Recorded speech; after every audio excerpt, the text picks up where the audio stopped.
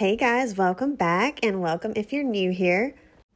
I found this plastic white urn at a thrift store and had to take it home with me. It was a great shape and I knew that I could do something with it. Don't let plastic scare you. You can always get those to look weathered and old with lots of layers and paint. So to get started, I did first clean this with rubbing alcohol, and that way I knew that I would have a good clean surface to work on. And then I took some DOS clay and just started working it, rolling out an amount that I thought would be good for an impression from a stamp. So I wanted it to be thin enough to not stick out a lot, but also to not be too thin to where it would tear. And for this project, I'm just simply starting with this idea and building on it. At this point, I don't know which direction I'm going yet or anything. I'm kind of just adding the steps as I go until I basically love my project. And this stamp is from a collection of stamps from Iron Orchid Designs, one of my all-time favorites.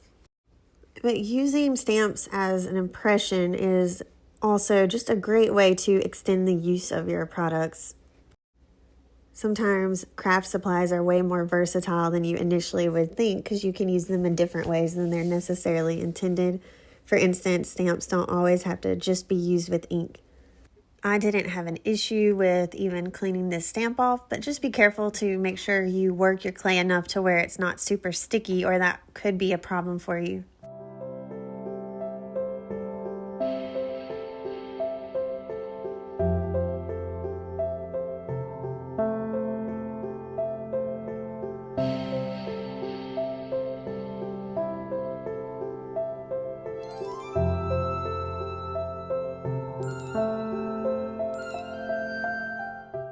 I'm handling my clay impression super carefully, that way I don't alter the actual impression, and just going to be applying it with the Tight Bond Clear Quick and Thick glue.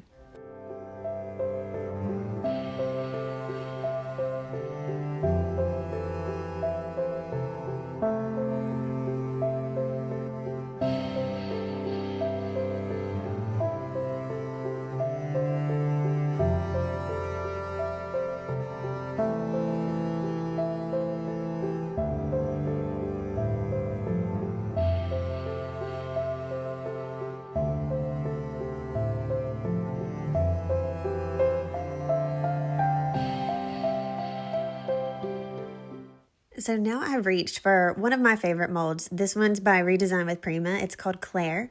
And I like this one a lot because it has two symmetrical pieces of scroll work. That way I can kind of use these as a mirror image on both sides. It gives it just more of a put together look. And I have just dusted my mold with cornstarch prior to putting my clay in.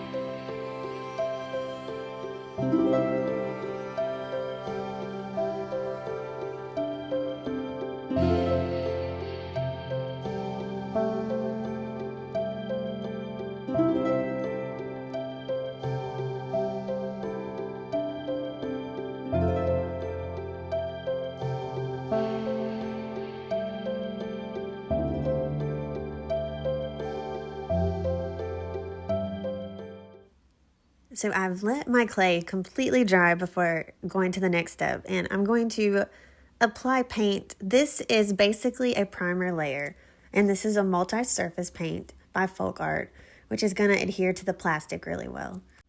I would say that the color might not matter, but with this being a very layered piece, it's just a good practice to go ahead and use something in the same kind of tone that you're going to be doing your finish in. I'm going to be going for an aged, earthy toned, gorgeous urn that just has a story to tell, like it's been through some stuff and seen some beautiful things in its time.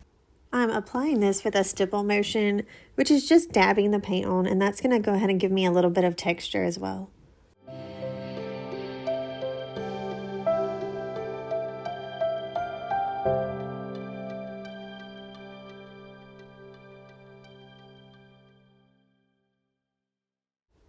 A lot of times I'll often paint the inner rim as well.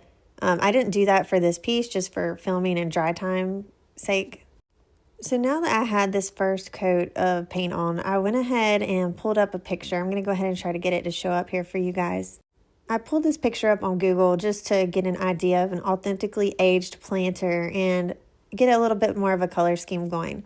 So then I grabbed this paint that I barely had anything left of just to go ahead and stipple it on and use the rest of my paint up. And it's called Driftwood. It's a beautiful tan color.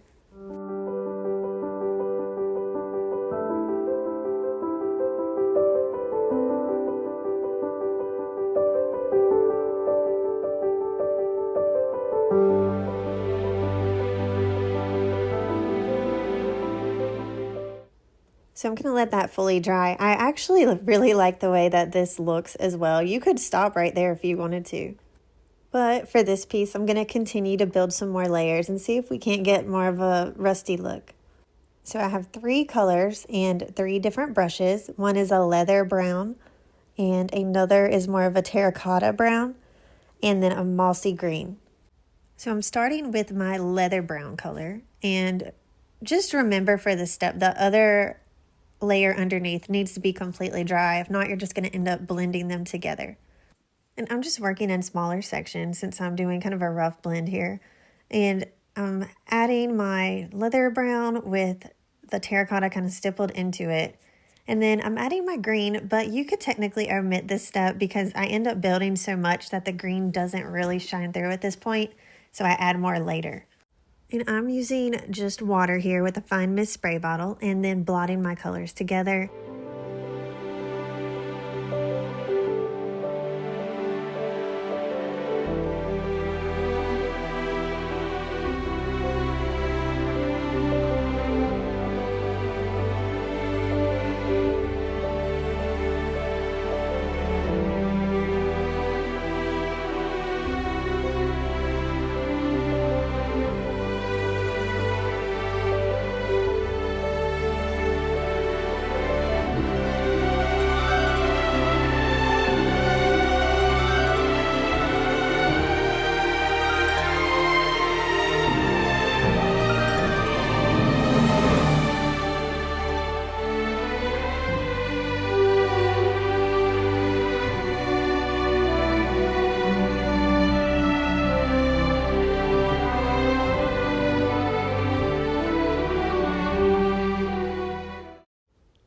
So for my next step, this has to be fully dried as well because I'm going to be doing a glaze and using more water. We don't want to reactivate our paint. Usually just let it go overnight before I move on to this step. And this is a glaze that I had left over from another project. It was clear mixed with black paint to make a black glaze. And this was the clear glaze by Country Chic Paint and their black paint called Licorice.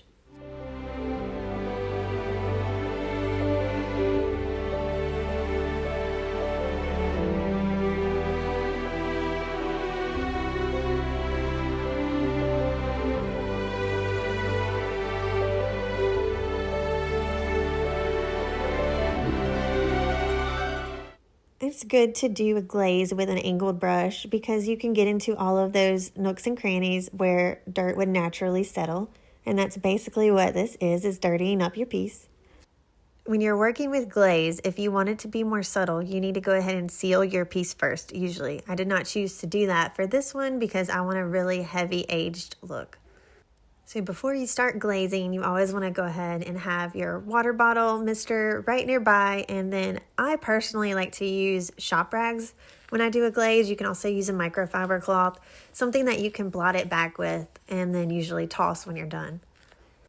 The ones that I use come in a box from Lowe's. They're shop rags or shop towels or something, but they're basically a disposable paper product that's supposed to work like a towel, I guess. I'll link it in my description.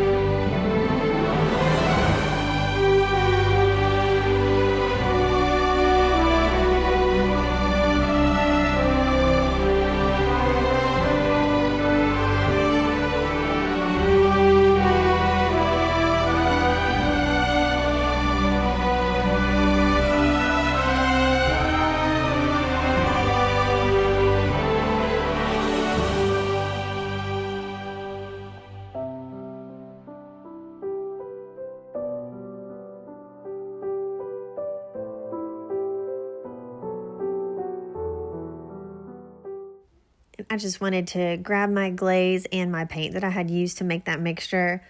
Y'all know I don't measure, but it was supposed to be about 50-50. I just eyeballed it and it usually works out fine. So I've done my glaze. I let it dry for just a little while. You can still tell it's not completely dry in every spot just yet. I'm definitely getting there with the look that I'm going for. It's just gonna need a little bit more of a mossy look for me and a little bit more of a patina. So I'm going to grab that green that I used earlier and then just pure white, which is called Simplicity. And these are the Country Chic chalk style paints. Again, so they're not normal acrylics. I don't know if that would matter. I'm sure that you could try to use something else if you wanted to get the same look. You never really know till you try and play around with different things, which is why I like to do these smaller projects just to see what works and what doesn't. I'm just taking a very small brush, adding some of my color and spraying it with water, letting it drip down and seeing what it does. I don't think that there's a right or a wrong way to do something like this. I'm just having fun with it and using my artistic discretion to add and take away where I need to. This is just a little shop rag I'm using, just a piece from it to blot back some of this thicker color.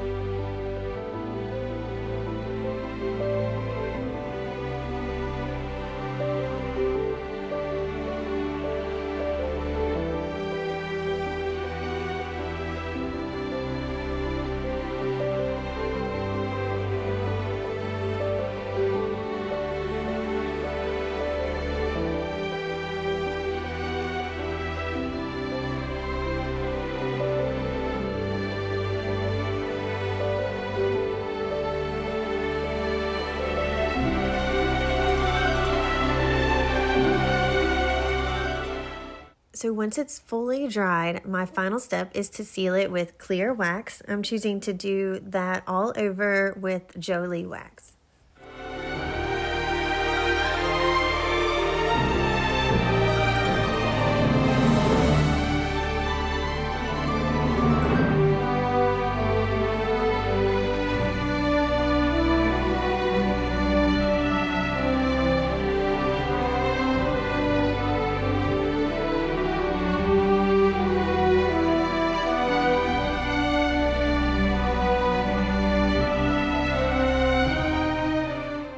I really hope you guys enjoyed watching this video. This is such an awesome way to redo some of your thrift finds. You can just do the paint portion. You don't have to do the clay. I'm really happy with how this piece turned out. I love the color combinations and I hope you enjoyed it. If you did, please remember to like and subscribe. It really helps me out, and I will see you next time.